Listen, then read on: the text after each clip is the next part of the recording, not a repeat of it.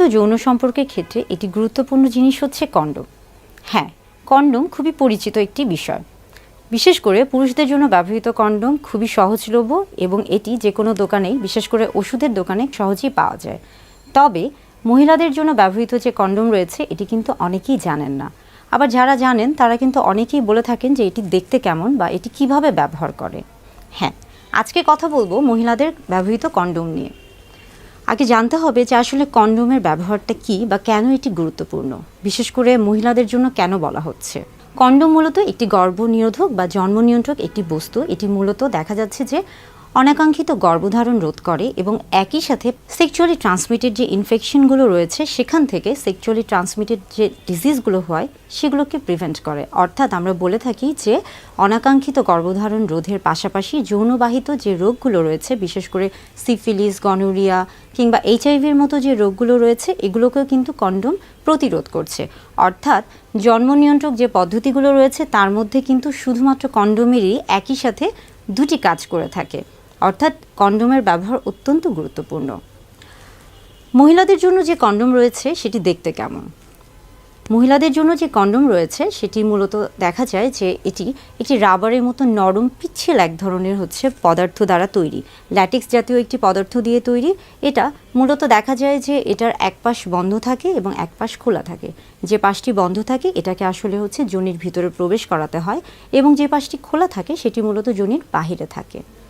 মহিলাদের কন্ডোম ব্যবহারের ক্ষেত্রে সবার প্রথমেই যে প্যাকেটের গায়ে যে নির্দেশনা রয়েছে সেটিকে ভালোভাবে পড়ে নিতে হবে এবং এটি যখন আপনি ছিঁড়বেন, অর্থাৎ প্যাকেটটি যখন আপনি খুলে কন্ডোমটি বের করবেন, সবসময় খেয়াল রাখবেন এটিকে যেন কোনো ধারালো ছুরি বা কেচি দিয়ে কাটা না হয়। সবসময় এটিকে হাত দিয়ে আস্তে করে সেখানে একটা তীর চিহ্ন দেওয়া থাকে, এই তীর চিহ্ন জায়গা থেকে ধরে আস্তে করে সেটিকে কাটবেন, তাহলে কন্ডোমটি সুরক্ষিতভাবে বের হয়ে আসবে। আপনি যদি তাড়াহুড়ো করেন বা ধারালো কোনো কিছু দিয়ে কাটার চেষ্টা করেন সেক্ষেত্রে কন্ডোমটি কিন্তু ছিঁড়ে যেতে পারে এবং এটার যে কার্যক্ষমতা রয়েছে সেটি কিন্তু নষ্ট হয়েও যেতে পারে। বাজারে বিভিন্ন ধরনের কন্ডোম পাওয়া যায়। বিশেষ করে দেখা যাচ্ছে যে ল্যাটেক্সের যে কন্ডোমগুলো রয়েছে সেগুলো কিন্তু সবচেয়ে বেশি বহুল প্রচলিত। তবে ল্যাটেক্সের যে কন্ডোমগুলো রয়েছে এই ক্ষেত্রে কিন্তু অনেকের একটা অভ্যাস রয়ে থাকে যে কন্ডোম ব্যবহারের ক্ষেত্রে অনেকে মনে করেন যে আলাদা করে বেশ কিছু পিচ্ছিল পদার্থ, বিশেষ করে লুব্রিকেন্ট জাতীয় তেল বা জেলি বা এ ধরনের কোনো কিছু ব্যবহার করতে হবে। আসলে আপনি যদি বিশেষ করে এই যে ল্যাটেক্স জাতীয় যে পদার্থগুলো রয়েছে এখানে যদি আপনি পিচ্ছিল পদার্থগুলোকে ব্যবহার করেন সেক্ষেত্রে কিন্তু কন্ডোমের যে কার্যক্ষমতা সেটা কিন্তু হয় নষ্ট হয়ে যায় কিংবা কমে যায়। যার কারণে কন্ডোম যদি ব্যবহার করে থাকেন সেক্ষেত্রে কিন্তু আলাদা কোনো লুব্রিকেন্ট ব্যবহার করার কোনো রকমের প্রয়োজন পড়ে না। অনেকের মাঝখানে একটা ধারণা থাকে যে কন্ডোম ব্যবহার করলে স্বাভাবিকভাবে তার যে যৌন তৃপ্তি বা সুখটা সে পেত সেটা হয়তোবা সম্পূর্ণভাবে পাবে না কিংবা সেটা কমে যাবে।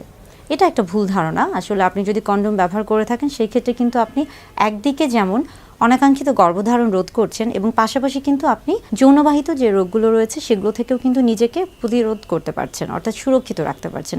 তাহলে সেই ক্ষেত্রে কিন্তু আপনি যখন আসলে সুরক্ষিত থাকছেন সেই ক্ষেত্রে কিন্তু আপনার যে যৌন সুখটা, এটা কিন্তু তৃপ্তিটা কিন্তু আপনি স্বাভাবিকভাবে আরও ভালো হওয়ার কথা, আনন্দটা আরও বেশি টেনশন ফ্রি বা ঝামেলামুক্ত হওয়ার কথা। কন্ডোমের ক্ষেত্রে দেখা যাচ্ছে যে যারা কন্ডোম ব্যবহারে, বিশেষ করে মহিলারা যারা নতুন করে কন্ডোম ব্যবহার করতে চান বা কন্ডোম ব্যবহার শুরু করেন, প্রথম দিকে হয়তো বা আপনাদের কাছে এটি একটু ঝামেলাকর মনে হতে পারে, কিন্তু আস্তে আস্তে আপনি যখন এটি চর্চা করবেন তখন কিন্তু এটা আপনার কাছে খুবই সহজ হয়ে যাবে। মহিলাদের কন্ডোমের ক্ষেত্রে দেখা যায় যে এই কন্ডোমটি সহবাসের পূর্বে ব্যবহার করতে হয়।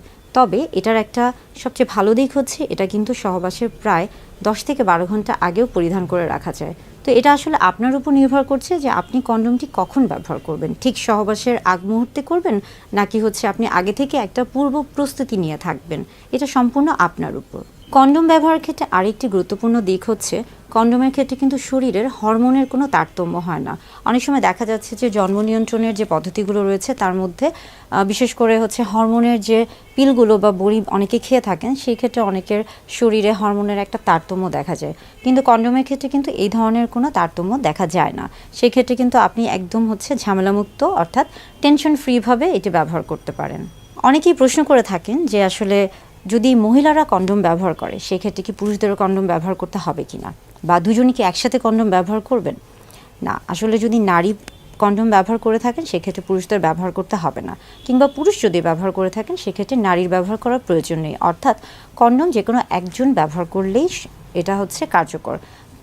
বরং আপনারা যদি দুজন কন্ডোম ব্যবহার করে থাকেন সেই ক্ষেত্রে কিন্তু দেখা যায় যে একটা ঘর্ষণের সৃষ্টি হতে পারে, কিংবা এখানে কিন্তু একটা লুব্রিকেশন বা হচ্ছে সেটা একটা অভাব দেখা দিতে পারে, এবং ঘর্ষণের ফলে কিন্তু অনেক সময় এই কন্ডোমটা ছিঁড়ে বা ফেটে যেতে পারে, যার ফলে যে কার্যক্ষমতা আছে সেটা নষ্ট হয়ে যেতে পারে বা কমে যেতে পারে।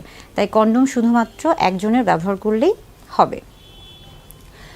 অনেক মহিলারাই প্রশ্ন করেন যে গর্ভাবস্থায় কিংবা মাসিকের সময় কন্ডোম ব্যবহার করা যায় কিনা। হ্যাঁ, গর্ভাবস্থায় কিংবা মাসিকের সময় অবশ্যই কন্ডোম ব্যবহার করা যায়, তবে সবসময় খেয়াল রাখতে হবে যে আপনার গর্ভাবস্থায় অন্য কোনো সমস্যা আছে কিনা, কিংবা মাসিকের সময় আপনি অন্য কোনো সমস্যার মধ্যে আছেন কিনা বা কোনো ঝুঁকিতে আছেন কিনা, সেটা অবশ্যই আপনি চাইলে একজন চিকিৎসকের পরামর্শ নিয়ে তারপরে আপনি পদ্ধতিটি গ্রহণ করতে পারেন। তবে আপনার যদি কোনো সমস্যা না থেকে থাকে, আপনি একজন সুস্থ স্বাভাবিক নারী হয়ে থাকেন, সেক্ষেত্রে কিন্তু আপনি মাসিকের সময় এবং গর্ভাবস্থায় মহিলাদের জন্য যে কন্ডোমটি রয়েছে এটি ব্যবহার করতে